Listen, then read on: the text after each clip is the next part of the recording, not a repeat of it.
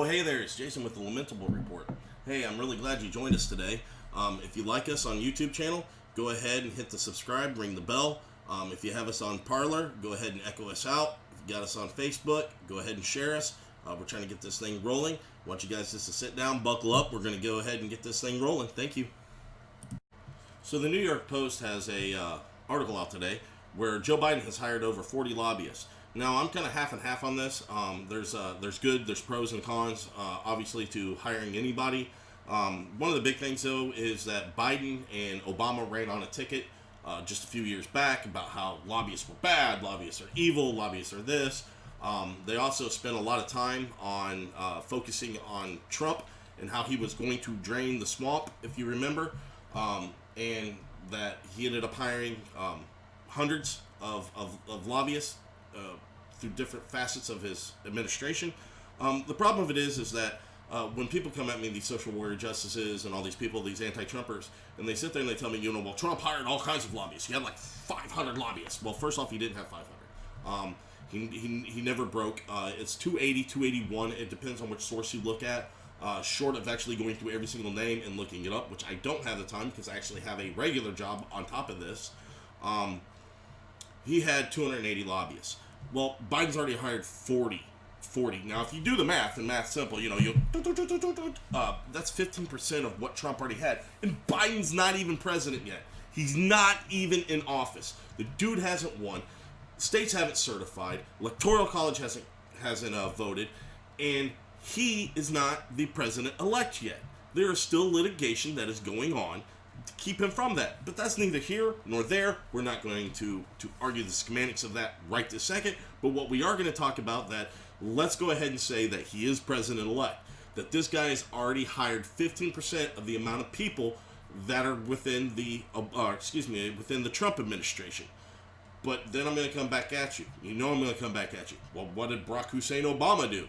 Well, Barack Hussein Obama had over 400 lobbyists in some positions throughout his administration. Now, this is not 400 plus or 400. I think it was like 413. This isn't 413 lobbyists all at once. Now, he had kind of like a revolving door. People come, people go. Same way with the Trump administration. Trump did not have 280 lobbyists in his administration through the whole 4 years. People came, people went, got fired, moved on. But Obama did have 119 in key positions. Just want to throw that out there. 119. Why is this a good and a bad thing? First off, I find it really hard to sit there and fault hiring lobbyists completely. Yeah, they have a lot of strong ties to whatever company they're lobbying for, but they're also subject matter experts. The biggest thing that I kind of come to is that if you're going to have somebody that's going to help you develop ideas for key areas, obviously you want subject matter experts. Now, sometimes they lean one way or they lean another way. That can be argumentative. So the real question comes back to, who do you want on your team? Well, let's pretend that you own a baseball team, all right? And you're looking to hire a manager. You need a manager in your dugout. You need somebody who's going to win. You don't go overseas and look at soccer managers and think, that guy's going to get our team going. Why? Because they're not subject matter experts. You want people that's going to be able to come in and actually be able to increase your value of your team. Somehow, in a lot of ways, that's what lobbyists can do. They can increase the value of your team because of their knowledge, because of what they have. So am I sitting there completely throwing Biden underneath the bus and saying, run him over? No, I'm not. But what I am saying is that Biden ran, like with Obama, and ran under the idea that, hey, lobbyists are bad, lobbyists are evil people. Even Trump did, drain the swamp. For the most part, Trump did drain the swamp. He went against the grain. Yes, he did hire lobbyists, but again, it comes back to their subject matter experts. You're not going to go to a foot doctor and say, hey, operate on my brain, will you? That's not going to happen. What you're going to do is you're going to find people that are experts in the field, and unfortunately, that's the same thing lobbyist firms do too. They go after the people that are experts in their field. They bring them in, and then they have them go to Washington. So to sit back and really fault Biden for this? No, I don't think we can do that. But what we can say is that we're getting a lot of the same rhetoric that we were going to get from the Obama administration. Biden's going to do the same thing. So you have Biden coming out Monday, November 16th, basically saying more people will die if we don't coordinate. There's a twofold on that one. I do believe he's talking about two different things. Obviously, he's talking about the transition of power, but I also believe that he is also trying to allude to the fact that if they don't coordinate with the vaccine, more people are going to die. If you continue going on to his conversation, it's this doom and gloom rhetoric that Biden should be made famous for, but nobody really wants to talk about that. It's die, die, die, death, death, death, and I can be your savior. No, that's not the way it works. He is not our savior. He is not going to be our savior. And the thing of it is that he's going to take a little thing, and this is a secret. So, Biden, if you're listening, listen really carefully. Operation Warp Speed. Yeah, Operation Warp Speed. How much you want to bet Biden is going to sit back and say, hey, listen, this was my brainchild. I gotta get this done. I gotta get, tapioca pudding. You know, that's what's going to happen with Biden. He's going to take credit for Operation Warp Speed. He's going to rename it something stupid because that's what he's going to do. And him and the five and the media are going to be, Biden is our savior. Yay. Spirit fingers. No. It's not. It's no. Operation Warp Speed is, well, in fact, it's been up for 6 months, a little over 6 months. We have generals, the United States military. This is a group of people who I've been a part of who have the ability to mobilize and move within hours. Hundreds of thousands of troops. Now, you think they can't handle moving vials of a vaccine across the country? Do you think that's impossible for them? No. I think with all the proper planning, with the fact that they have everything in place, it's going to happen. Operation Warp Speed is going to work. Now, if anybody wants to go deeper into Operation Warp Speed, I will gladly have that conversation. Just hit the subscribe, hit the bell, put some comments in there, and maybe we'll go ahead and we'll attack that. But up to right now, nobody showed me anything that's going to sit there and say Operation Warp Speed's not going to work. That and the fact that I have the full and most confidence and utmost respect as being a former member and as having friends and family still serving in the military as we speak. I know how badass they are. Even with the military going ahead and distributing these vaccines, the scariest part is Biden's going to be the head of them. Why is that scary to me? Well, because Biden is this wishy-washy, I'm going to jump on whatever political wind I can get on in order to put something behind my cells. I don't care if I've lied. I don't care if I've committed perjury. I don't care if I've stolen other people's ideas. He just does not care. He's going to tell the black people whatever they want. He's going to tell all these mask wearers, hey, I'm going to follow the science. But I'm going to tell you right now, he's not going to follow the science. He's not going to follow any bit of the science. Science doesn't mean jack to this dude. Why? Because I guarantee he's not even going to bring up the Denmark study. The Denmark study came out, and it literally said, and it's the only one that I have found through multiple searches, that actually has used the coronavirus as part of the basis of their study.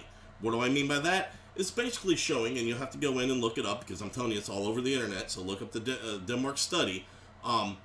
It's basically saying that there's not a big change between people using masks and people who don't use masks. Well, why is that? Well, the big reason is because, first off, we're a touchy-feely type symbiote. I mean, we really are. We're constantly touching our face. We shake hands. We have to bump fists. We have to have physical touch. It's a part of us, our natural being. So when you go and you touch the surface and then you grab your mask and you reposition it up, or you touch a surface, you touch your mask, or you wipe your eye, or anything like that, you very well could end up getting COVID. Is COVID a serious thing? Yes. I'm not saying it's not. I still believe that the media is using it as their hoax in order to say how bad Donald Trump is, and that's what they're doing. They're using it as a hoax to say that Donald Trump's doing bad. They're using it as their next prop. And why is that? Because, again, they don't want to follow the science. This is still a disease that has a 99.8% survival rate. This is also a disease where everybody's like, we have more cases. We're also doing more testing, genius. All right? If I test 10 people and one person's sick, that's 10%. If I go test 1,000 people and 100 people are sick, that's still 10%. Our numbers aren't changing when it comes to the death rate. Our numbers aren't changing when it comes to the getting it a second time. From what I can see on that one, the science says 22 people. 22 people out of 50 million tested. 22 have gotten it again. Well, that would indicate there might be herd immunity, but that can't be true because, well, I gotta follow the science. Well, damn it, Jim, I'm a doctor, not a miracle worker. Science is telling us that there is a possibility of herd immunity. Herd immunity. Science is also telling us that masks aren't working the way they think. Shutdowns don't work the way they think. If shutdowns and everything else worked and we're supposed to be the end all to flatten the plateau, why are we doing them again? Oh, wait a minute, isn't Europe, didn't they have success? Yeah, they did have success. Until they started spiking again. What? Yeah, spiking again. It's happening all over. Alright? This disease is a very contagious, when I say disease, I need to back that up. This virus is a very contagious virus. And Biden is not going to follow science. What Biden's going to do is he needs the doom and gloom rhetoric in order to keep control over you. Now, I love how people compare Trump to Hitler. But doom and gloom rhetoric? Everybody's going to die. The world's going to end. Ah! That's Hitler stuff. Blaming something else to maintain control, that's Hitler stuff right there. Alright? And he's using doom and gloom. Now, a lot of people are going to shoot back, well, isn't that what Trump's doing with this election? No, because what's going to end up happening is whether Trump wins in his legal suits or he doesn't win in his legal suits, if he doesn't win, the election isn't overturned, there will be a peaceful transfer of power. We're not going to rise up. The Republicans aren't going to go all crazy. We're not going to burn down houses and loot stores. There will be a peaceful transition of power, and we will spend the next 4 years doing our grassroots, talking to people and telling them, hey, listen, man, this is what the reality is. But that's not what you're going to get out of the left. The left is going to demonize everything the right does as being a racist, xenophobic, we hate everybody unless you're white or Republican. Because I guess you can be black and Republican too. Ben Carson, what? So just sit back. Relax, Republicans. We got this. No matter what happens, we will stand firm. We will stand stout. We will stand resolute. But I want to end the show with you guys understanding that we are here with you. If you like what you've seen, please, again, subscribe, hit the bell, and let's get this show rolling. Thank you.